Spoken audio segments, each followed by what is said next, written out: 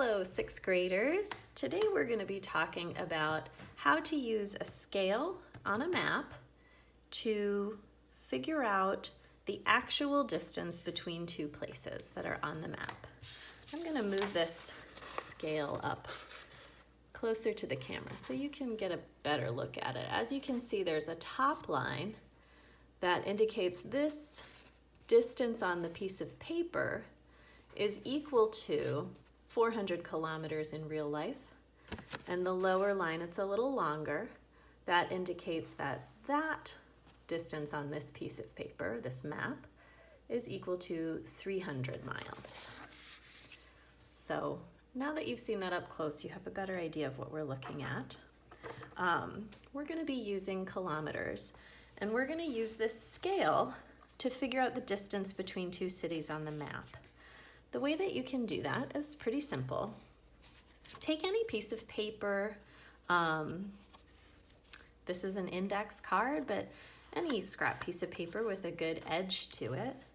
If you put it along your scale on the map, you can mark it with a pencil. See, I've got it lined up right at the edge, and then at the other end, I'm going to mark it with my pencil.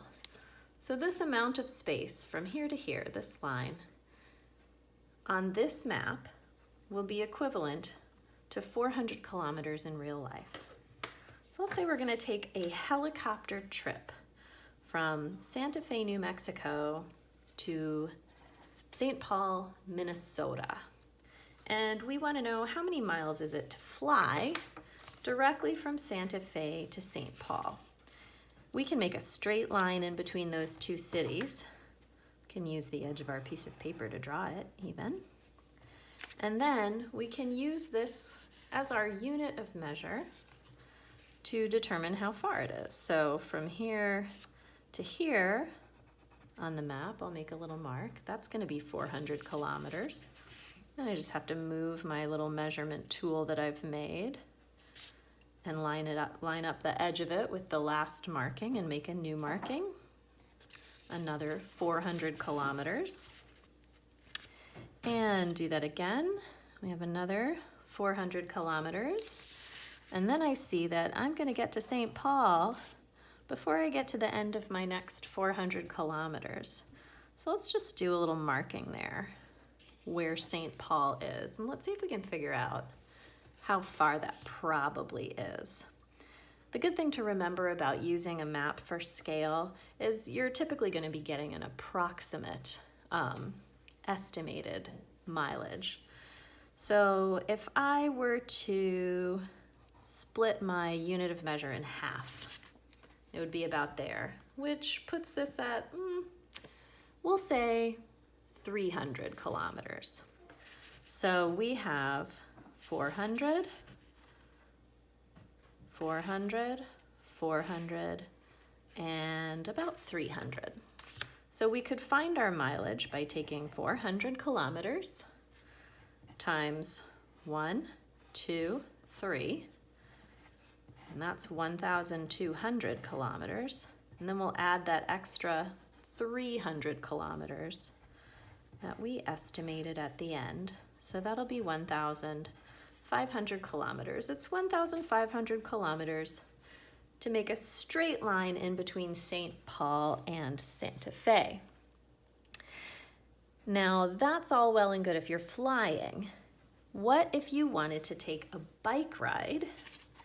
And let's say you wanted to do your bike ride